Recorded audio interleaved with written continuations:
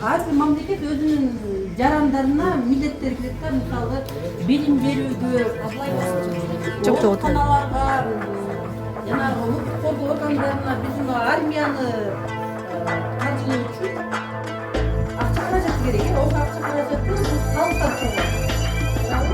Салык жеке жактар жана юридикалык жеке жактарга ишкерлер ата кеңесинде салыкка салымдар бар. Үй салык төлөйт го, ошонун баардыгы мамлекетке пайда алып берет.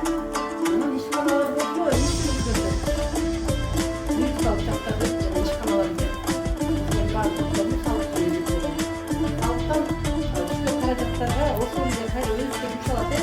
Айлык акылар төлөнөт, пенсиялар, бөлөк пулдар, мектепте салмада сондай жаңгыраган жолдор, бала бакчалар окулорго бул салык негизинен кетет. Бюджетке түшкөн акча салык да ошол негизинен кетет. Салык негизи салык кодексинин негизи мыйзамдары ошого аткарылган. Мыйзамды болсо бизге жогорку кеңеш бекитип берет. Ошонун негизинде салык кодексинин мыйзамдары менен иштейбиз, иш алып барабыз.